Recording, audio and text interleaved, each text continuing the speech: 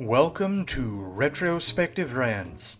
I'm your host, Joey Huff, and here's my second episode of The Dark Lord, where the various factions of the Kingdom of Leo have sent representatives to convene on what can be done about the growing threat of Archimedes. But will the meeting occur without incident? I mean, obviously not, otherwise I wouldn't be making an episode about it. Enjoy!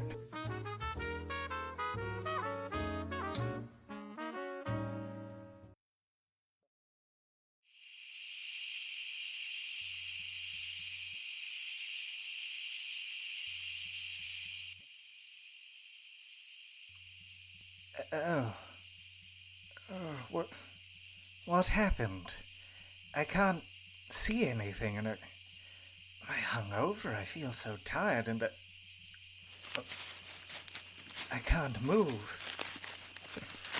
Something's on my wrists and legs. What's happening?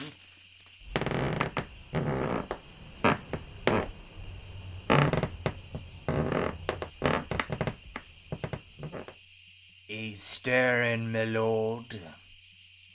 That voice. I heard it earlier at the tavern. I was drinking on the way to... Oh gods, I've been kidnapped. These are ropes on my wrist. I can feel the... Now, stop struggling. Got nowhere to go anyway. I don't know what to do. I don't know who these people are, and if I'm not with the other lords, then they might cut Yvonnis out of the talks. Oh, goodness. What am I to do? Oh. He's a pampered little shit, isn't he? Well, little man, say hello to your gracious host. And just who is my host? The light is so overwhelming at first, but it does not take long to see the degenerate oaf who's been abusing me till now, and then him, his master, clad head to toe in resplendent armor of red and gold, tall and muscled, yet lean in form like a marbled god.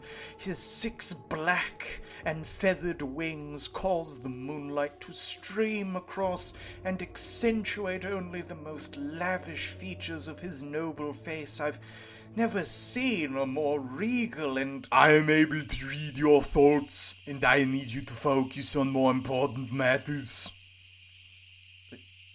Wait a moment, what? That's your voice? Chase, but that is of little consequence for now, for we must discuss matters of the state, specifically your state. I'm sorry, I'm just having some trouble adjusting, and I just... Is that so? Then let me expedite the process. Do you feel adjusted now? Yes, my lord, please. I beg you, please don't hit me again. I will endeavor to do so, should you remain cooperative. But before I deliver my terms, allow me to introduce myself properly. I am Prince Albrecht Magnusson, 3rd son of the demonic house of... Dear God, please stop! And 4th in line to the sword of Midnight's Call.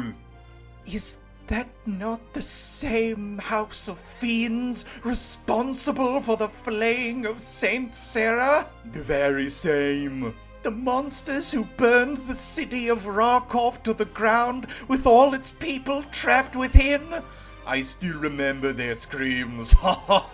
The monsters who fed 1,001 tiny kittens to 102 chihuahuas? Yes, wait, what? The madmen who stole a herd of cattle, harvested their feces over the course of 2 months, and then dropped all of it on Bishop Hartwick during his birthday banquet? No, that was not us. We are a noble and distinguished line of insidious and malignant evildoers. You would never stoop to such petty pranks. I mean, we have it on record. Damn it all, Ral! One of the other houses must be committing these frat boy nonsenses and using them to drag our name through the mud. But it is of little importance. What is of major importance, though, is your cooperation in the coming invasion. Invasion? Do you mean that you serve? Indeed. I am the Herald of Darkness for my master, Archimedes, the LichLord of Cyrencia. And he has promised you clemency should you defect to his cause, as well as many beneficial policies when you are officially inducted into his realm. Oh, alright, such as, I'm in no mood for a prolonged debate on the subject, which is why I had these made.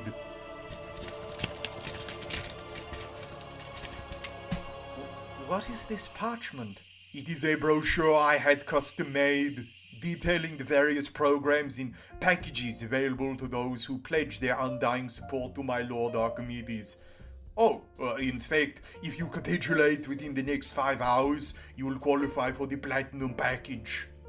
Universal healthcare and education? Yes, we use a labor pool of undead servitors. Same with the academic body. They all have several lifetimes worth of experience and work for nothing more than, continued life energy existence. Oh, there is talk of allocating a milk ration, but that is only for the skeletons. We also have the accumulated knowledge of all the various clerics, doctors, and even random medicine women we enslaved. That we have taken in over the years. What are the peasants and lords supposed to do? They will be allowed to commit to their assorted vocations, but, now with 24-hour customer and labor support, because, we need logistics and administration to coordinate everything, as well as wizards and such in order to keep the undead up and running. Plus, there's always those people, those real macho, awesome types who are self-made and who enjoy the work they do.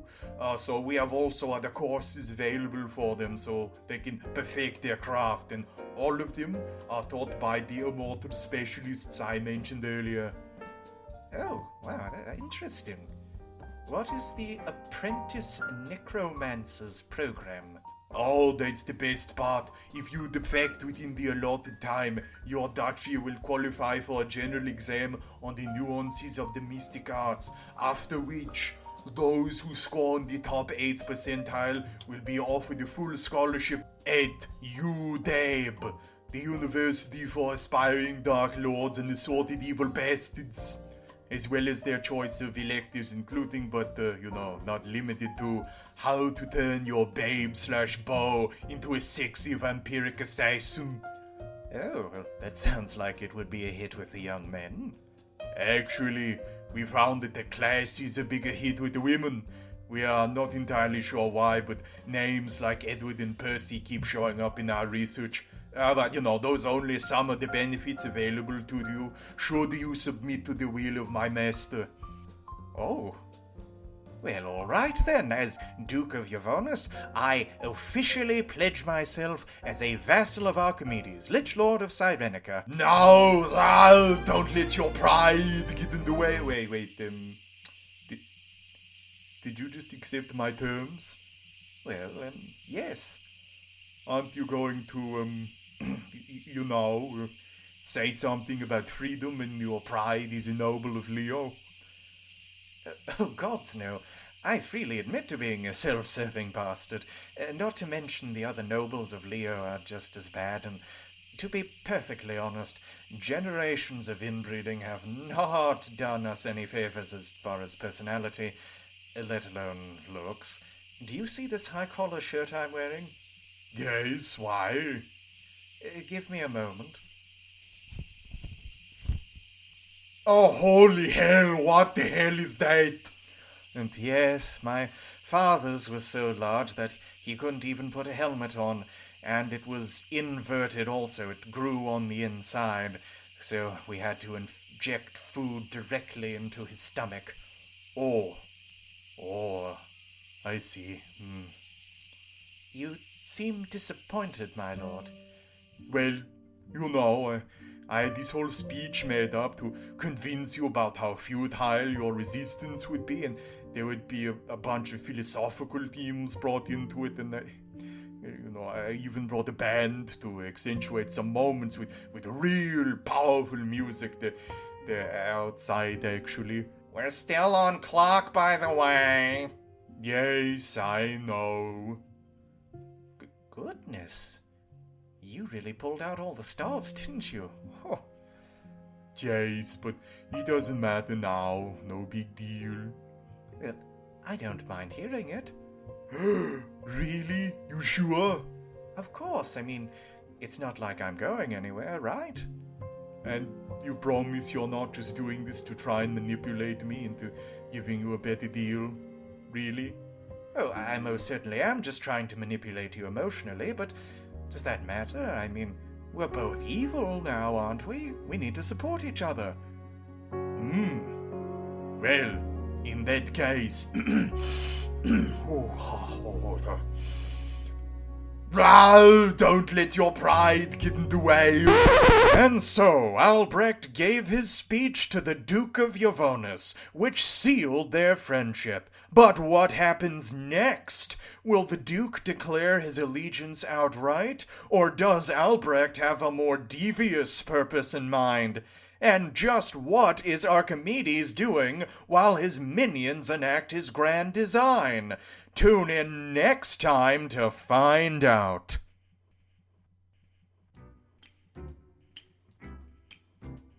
Well, everyone, that's the episode. I hope you enjoyed it, and remember to check out my more serious written work on Wattpad on the account Imperius54.